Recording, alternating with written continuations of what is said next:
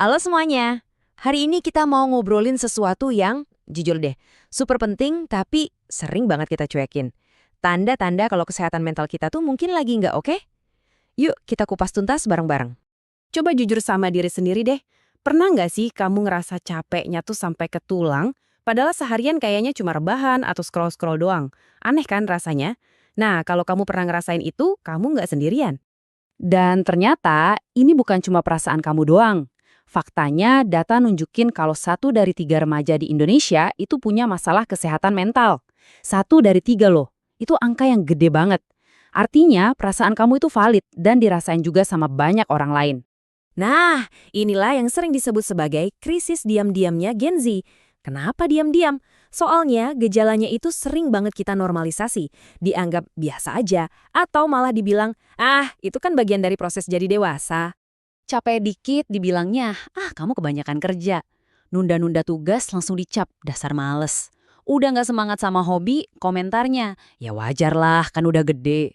Padahal bisa jadi ini semua tuh semacam alarm dari badan dan pikiran kita yang lagi butuh perhatian. Oke, jadi sekarang yuk kita bedah bareng-bareng 7 pengalaman yang kelihatannya biasa aja, tapi sebenarnya ini tuh sinyal penting. Ingat ya, tujuan kita di sini bukan buat self-diagnose, tapi biar kita lebih peka dan belajar buat dengerin apa sih yang sebenarnya lagi dibutuhin sama diri kita. Tanda pertama, kelelahan kronis. Ini beda ya sama capek abis nge-gym atau begadang ngerjain tugas. Ini tuh rasa lelah yang dalam banget, yang nempel terus dan gak ilang-ilang, bahkan setelah kamu tidur 8 jam penuh. Survei nunjukin 27% Gen Z ngerasain ini sebagai gejala utama burnout. Terus kok bisa sih capek terus-terusan?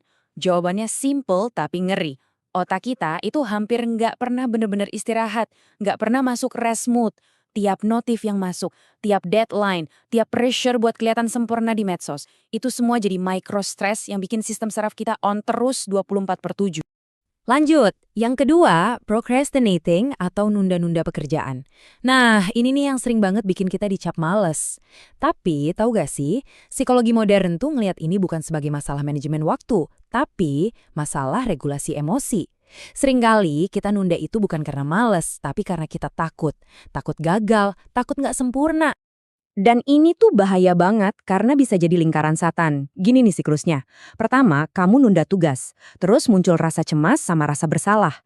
Nah, perasaan negatif ini bukannya bikin kamu semangat, malah bikin kamu makin berat buat mulai. Hasilnya, ya nunda lagi. Gitu aja terus, muter-muter di situ. Dan energi mental kamu terkuras habis. Tanda ketiga, namanya anhedonia. Bahasa gampangnya, kamu kehilangan rasa seneng sama hal-hal yang dulu kamu suka banget. Kutipan ini ngegambarin banget rasanya. Kayak nonton hidup lewat kaca yang buram. Kamu ada di sana, kamu lihat semuanya terjadi, tapi ya hambar aja. Nggak ada rasanya. Main game jadi nggak asik, nongkrong sama temen juga rasanya meh. Nomor 4, gampang banget marah atau tersinggung. Eits, ini beda ya sama sekedar bad mood biasa yang ada pemicu jelasnya. Ini tuh lebih ke rasa kesel yang konstan, gampang banget frustrasi sama hal-hal kecil. Seringkali, marah-marah ini sebenarnya cuma topeng buat nutupin emosi lain yang lebih dalam, kayak sedih atau ngerasa nggak berdaya. Pernah nggak sih ngerasa kepala kamu kayak ada kabutnya?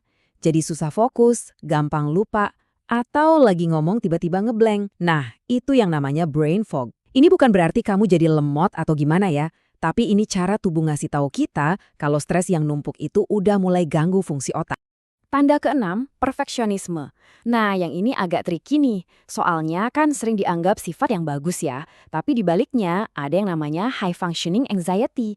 Jadi dari luar kamu kelihatan super produktif, keren, sukses. Tapi di dalam, kamu tuh sebenarnya berjuang mati-matian ngelawan cemas karena takut banget bikin kesalahan. Sekecil apapun. Dan yang terakhir yang ketujuh, gangguan tidur. Ini juga nggak main-main loh. Ternyata 53% Gen Z ngelaporin pola tidur mereka keganggu gara-gara masalah kesehatan mental. Dan ingat, ini bukan cuma soal susah tidur atau insomnia ya, tapi bisa juga kebalikannya, tidur terus-terusan atau hipersomnia. Oke, kita udah tahu 7 tandanya. Sekarang pertanyaan terbesarnya adalah kenapa? Kenapa sih kita Gen Z banyak banget yang ngerasa kayak gini? Yuk kita coba intip beberapa pemicunya. Jadi apa aja sih biang keroknya? Wah, banyak banget. Mulai dari ngebanding-bandingin hidup di media sosial yang bikin insecure, kebiasaan doom scrolling berita negatif terus-terusan, sampai overthinking soal masa depan dan cemas karena ketidakpastian ekonomi dan karir. Semua itu numpuk jadi beban mental yang berat banget. Dan kalau kita lihat datanya lagi, dari semua gejala tadi, yang paling banyak dirasain itu ya gangguan tidur, sampai 53%. Diikutin sama susah konsentrasi atau brain fog 49%. Ini benar-benar bukti nyata kalau istirahat dan kemampuan kita buat fokus itu yang pertama kali kena getahnya. Terus, apa dong yang harus kita lakuin setelah tahu semua ini? Langkah pertamanya itu sebenarnya simpel tapi paling penting, mulai dengerin diri sendiri. Dan ini poin paling penting dari obrolan kita hari ini, apapun yang kamu rasain, itu valid, itu nyata. Ngertiin sinyal-sinyal ini tuh bukan buat ngasih label ke diri sendiri, tapi buat ngakuin kalau perasaan kamu itu penting dan perlu didengerin. Inilah langkah pertama buat bisa lebih sayang sama diri sendiri. Ngobrolin ini mungkin rasanya berat ya, tapi justru karena itu ini penting banget buat kita bahas bareng. Ingat, kamu nggak sendirian kok. Dengan kita saling berbagi, kita bisa saling nguatin.